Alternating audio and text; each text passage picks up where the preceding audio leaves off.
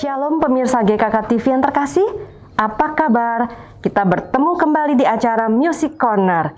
Nah, pada kesempatan kali ini kita akan berbincang-bincang dengan seorang narasumber yang sudah pasti pemirsa sudah mengetahui dan mengenal. Karena setiap minggu suka mengiringi kita bernyanyi pada saat ibadah online. Siapa dia? Kita temui saja Metalia. Halo Metalia, apa kabar? Shalom. Gimana kabarnya? Kabar baik. Sehat-sehat? Sehat. Tentunya kita semua di sini dengan protokol kesehatan dan juga berkat dari Tuhan. Ya. Ya, Meta, terima kasih sudah datang ke acara Sama-sama. Music Corner. Kita akan berbincang-bincang ya. Kita akan kupas apa aja keseharian Meta. Boleh, silakan. Oke, Meta, kan Meta itu guru piano juga ya? Yes, betul. Guru pianonya online apa gimana tuh sekarang? Kalau sekarang menghadapi masa pandemi ini termaksa memang kita supaya sama-sama sehat ya lebih baik sih memang online. Oh gitu, ada kendala nggak sih? Pertama mungkin kendalanya paling ya masalah sinyal apa ya.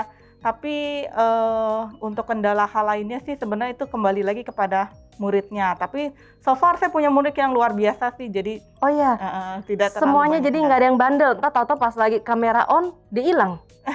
Enggak ya? Kebetulan saya dapat muridnya sekarang yang memang mungkin karena lagi masa pandemi ini lebih banyak orang dewasa ya, lebih ke remaja sampai dewasa. Oh gitu ya. Ya, mungkin anak-anak sekarang mungkin ya masih pada off semua sih.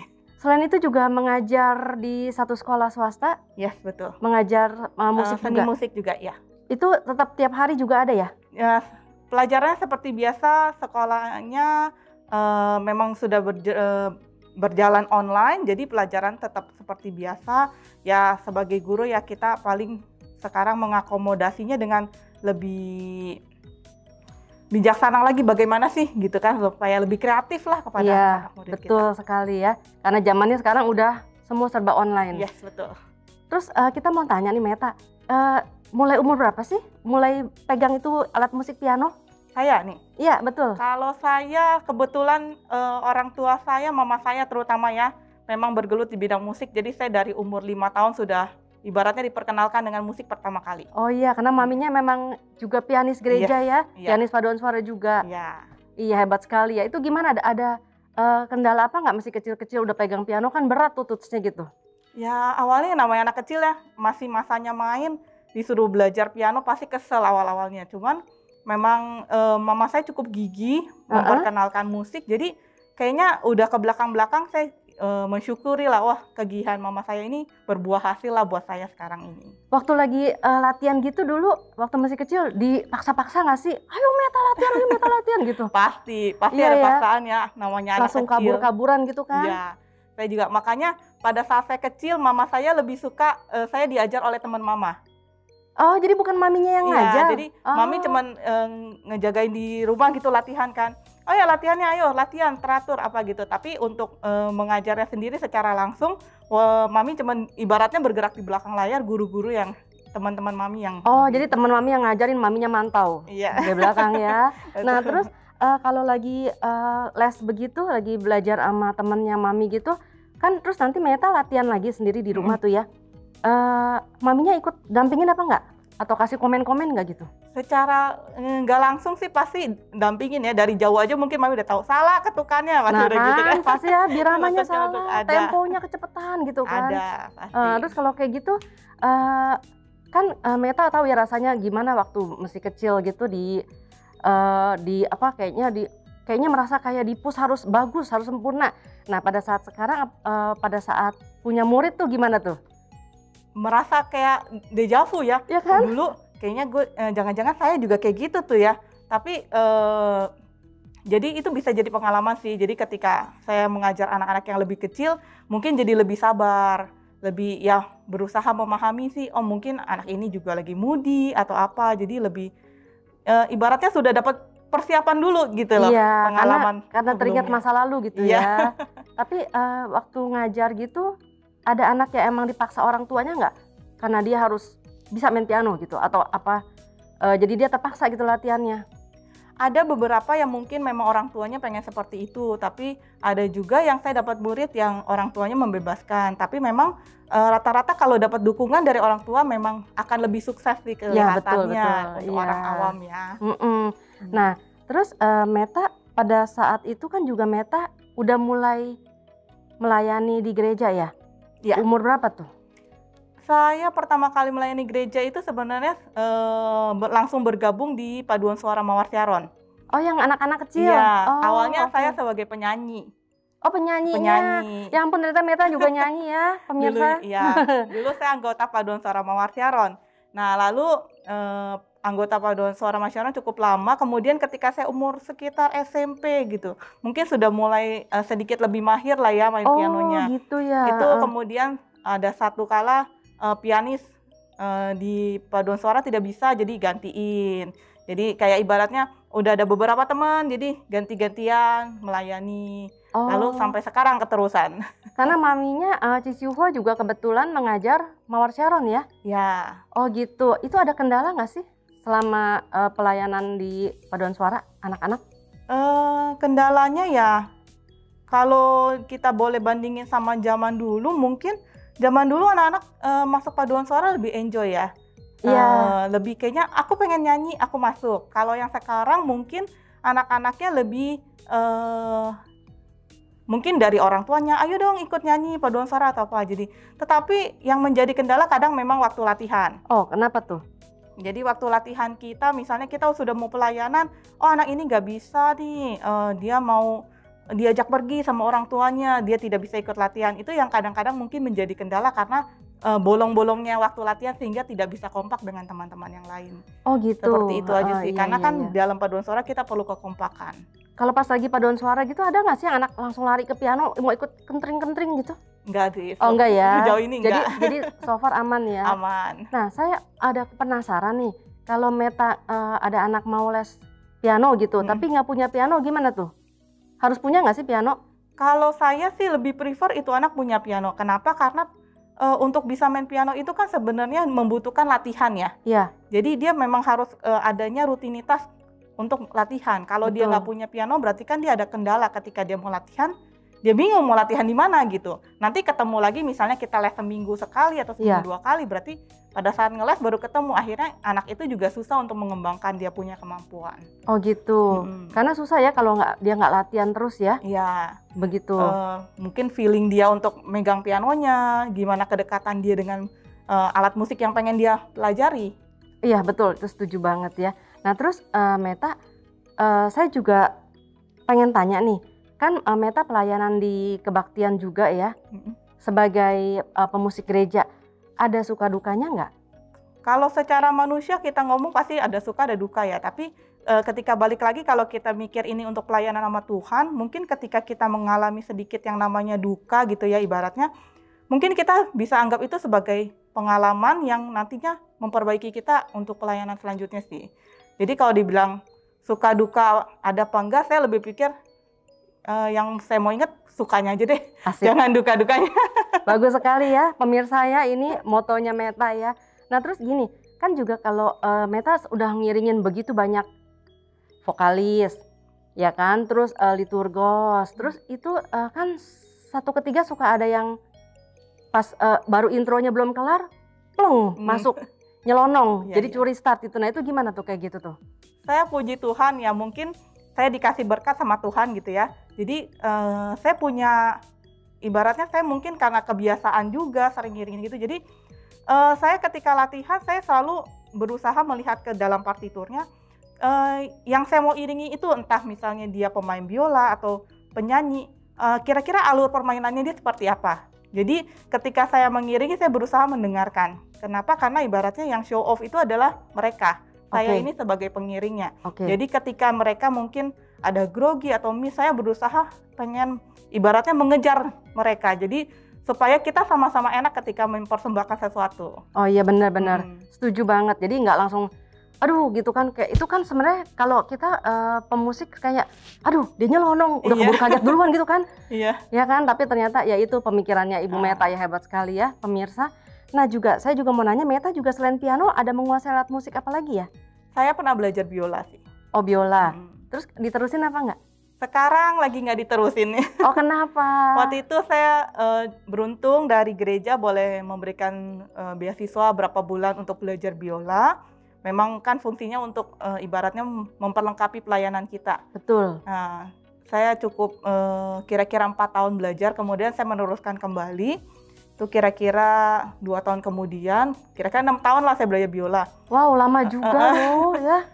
Kalau dibilang lama sih sebenarnya saya merasa belum ada apa-apanya juga sih belajar biolanya ya gitu Ini kayaknya. namanya rendah hati, humble sekali ya. Aduh, puji Tuhan udah dengar seperti ini, kayaknya seneng deh. Jadi yang nggak gimana gitu ya. Ternyata 6 tahun pun dibilang masih baru. Iya. Jadi ketika orang memilih gitu kadang-kadang misalnya ayo mau pelayanan apa gitu, kayaknya saya lebih saya piano aja deh. Kayaknya saya merasa saya lebih banyak di pianonya gitu loh. Maksudnya lebih iya. memahami piano dibanding biola gitu. Kadang-kadang kalau misalnya udah main biola suka grogi sendiri juga sih. Nih bener nggak ya? Jangan-jangan saya malah mengacaukan yang lain. Bukannya lebih enak kan biola rame-rame? Iya sih Ya kadang-kadang. kan, nggak sendirian ya. Tapi kalau salah kedengeran kali ya. Kedengeran juga. Nah terus Meta kan juga aktif di ensemble Gracia de Musica, pimpinan Koleo ya. Itu ada kendala nggak sebagai pianis bekerja sama dengan berbagai macam alat musik? Enggak sih. Saya Ngekliknya gimana tuh ngekliknya? Sebenarnya ketika kita latihan bareng bersama-sama gitu kan kita saling memahami sih. Jadi misalnya di sini mungkin ada kekurangan ini. Jadi kita saling melengkapi sih sebenarnya di dalam satu grup musik sih ya. Jadi cara ngekliknya paling ya itu satu kunci, saya selalu bilang kita harus saling dengar. Kalau misalnya kita ibaratnya kalau kita mau bilang kita harus main musik teratur, iya. Tapi kalau kita semua berpatokan pada keteraturan itu sendiri, nanti akhirnya nggak ada yang ngeblend, nggak ada yang bercampur satu. Jadinya akhirnya itu yang membuat kita mungkin tidak bisa menyatu di dalam sebuah kelompok. Iya, jadi mesti kuping Saling terbuka mendengar, ya, kuping terbuka, mata ke piano, nah tuh ya, begitu ya. Nah terus ada nggak keinginan supaya anaknya Meta juga mengikuti jejak Meta main piano? Pengen sih, saya udah mulai memperkenalkan. Jadi sama, jadi saya memakai pola yang mama saya dulu jadi lakukan. Mama saya mungkin tidak mengajar saya secara langsung. Jadi sekarang saya pun untuk anak saya tidak mengajar secara langsung, saya berikan kepada mama saya. Iya betul. Jadi, ya. Lagi mencoba, dia sudah bisa main beberapa lagu, tapi mungkin memang saya lihat mungkin passionnya dia belum di situ. Jadi saya juga nggak mau terlalu maksa, karena ya kembali lagi ketika anak dipaksa mungkin itu nanti tidak akan berkembang dengan baik. Setuju sekali, karena kalau terpaksa dia pun mainnya udah nggak pakai feeling gitu ya. Benar. Tapi sekarang dia udah mulai bisa main bisa lagu-lagu yang lagu. pendek-pendek gitu Iya, ya. lagu-lagu pendek. Tapi tuh jadi omanya yang tungguin. Iya. Kalau Meta yang melatih anak itu gimana tuh kesabarannya tuh? Saya saya pernah nyoba ngajarin dia, oke sih sebenarnya anaknya, cuman mungkin ekspektasi kita kan beda-beda ya. Kita pengennya ini, tapi mungkin saya kesabarannya belum sampai ke situ. Oh, I see. Nah, gimana Meta, ada pesan-pesan nggak untuk pemirsa yang anaknya ingin belajar piano? Untuk yang mau belajar piano, yang pertama sih sebenarnya kalau bisa benar-benar persiapkan pianonya supaya anak kita bisa ibaratnya rutin untuk melatih, walaupun dia mungkin belum bisa bermain piano, tetapi dia setidaknya dengan merasakan tekanan-tekanan atau touching-touching pada piano, dia mungkin bisa lebih menyukai piano itu. Kemudian memang sebagai orang tua, kita harus menyediakan waktu ketika kita pengen anak kita untuk belajar sesuatu, kita harus ikut terjun di dalam situ ya. Iya, betul. Jadi nggak bisa lepas tangan, kita harus selalu mendampingi, dan itu kunci kesuksesannya sih. Oh begitu ya. Ya. Terus kalau misalnya kan ada yang bilang piano tuh mahal. Gimana? Zaman sekarang sih ada Clavinova yang jauh lebih murah ya. Tapi kalau menurut Meta gimana tuh? Ada perbedaan nggak? Perbedaan sih pasti ada, yang namanya akustik sama elektrik ya. Pasti perbedaannya ada.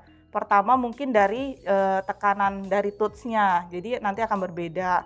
Tetapi memang untuk zaman sekarang itu bisa diakalin sih sebenarnya dengan kita memberikan pengertian kepada anak-anaknya. Karena anak-anak sekarang sudah bisa berpikir kritis. Jadi ketika kita mengarahkannya dengan benar, sebenarnya itu nggak jadi permasalahan yang besar sekarang ini, untuk zaman sekarang ini. Jadi memang untuk saya juga banyak murid yang walaupun udah memasuki masa remaja, masih berlatihnya dengan piano Clavinova. Tetapi saya merasa itu berarti sudah ada effort lah. Iya, betul. Ya kan, untuk Iya. mereka mengusahakan setidaknya mempunyai sesuatu yang mirip dengan yang ingin dipelajari. Betul. Karena dimulai dengan bukan piano Akustik. akustik. Ya. Nah, terus ada tips-tips nggak buat yang murid-murid yang belajar piano? Gimana tuh supaya bisa menguasainya? Pertama kita Selain harus latihan. Iya, dalam latihan harus ini. Jadi kita harus memanage waktu kita sendiri.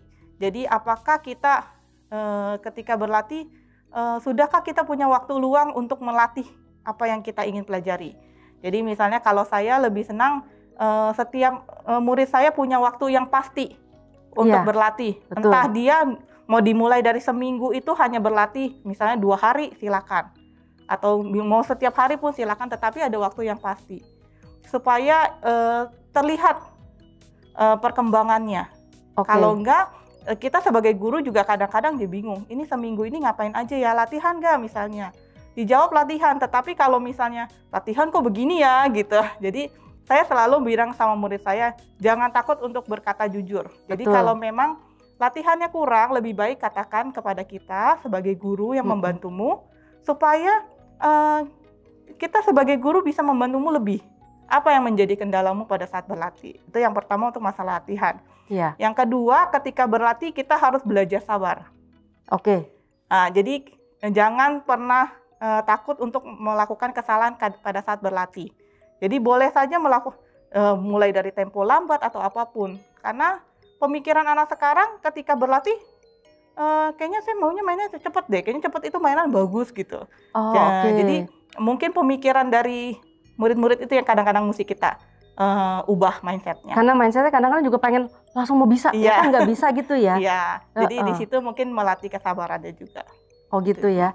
Nah, terus selama jadi pemusik di gereja, seperti pandemi ini kan jadi nggak ada waktu buat latihan bersama-sama tim. Nah, gimana tuh menyiasatinya supaya pas hari Minggu kompak gitu, gimana tuh caranya? Kebetulan kita secara nggak langsung timnya sih udah cukup kompak ya. Jadi mungkin karena kemampuan kita nggak jauh berbeda dan kita semua adalah pendengar yang baik. Jadi boleh dibilang ketika kita ketemu sekali untuk latihan sebelum kita mungkin live, jadi kita sama-sama sudah mengetahui, ibaratnya sudah mengetahui kelemahan dan kelebihannya masing-masing. Jadi udah langsung klop aja tuh. Oh gitu ya, aduh puji Tuhan ya kalau gitu ya. Jadi udah semuanya udah ngeblend gitu ya. Pada saat pelaksanaan ibadah online pun nggak ada masalah ya. Karena kan kalau yang piano itu kan istilahnya kita nggak bisa diulang kalau salah gitu ya. Nah, Meta ada pesan-pesan nggak untuk pemirsa yang mungkin ingin menjadi pemusik gereja? Untuk generasi muda sekarang jangan takut gitu untuk mencoba menjadi seorang pianis gereja. Mungkin pada awalnya kita kaku ya, kita bingung, apalagi terutama saya dulu berkecimpung di dunia klasik, tetapi selalu based on partitur. Ketika mau main musik gereja mungkin bingung, apaan ini kok cuman chord-chord doang. Tetapi jangan pernah takut untuk mencoba hal yang baru dan jangan pernah menyerah untuk mempelajari hal yang baru. Bagus sekali ya pemirsa. Nah pemirsa, tidak disangka ternyata kita sudah sampai di acara akhir, yaitu acara bincang-bincang dengan Meta. Jadi kita mengucapkan terima kasih kepada Meta yang sudah hadir di acara Music Corner, berbincang-bincang, sehingga pemirsa juga tahu kegiatan Meta sehari-hari bagaimana. Sebagai hadiah, ada bonus dari Ibu Meta yang akan memainkan satu lagu. Judulnya apa Ibu Meta? Waktu Tuhan. Terima kasih banyak Ibu Meta untuk waktunya yang sudah bisa hadir berbincang-bincang di acara Music Corner. Kiranya Tuhan memberkati pelayanan Ibu Meta dan juga pekerjaannya di sekolah dan juga sebagai guru musik. Kiranya Tuhan memberkati kita semua, tetap jaga kesehatan, protokol kesehatan wajib. Shalom, sampai jumpa. Sampai jumpa.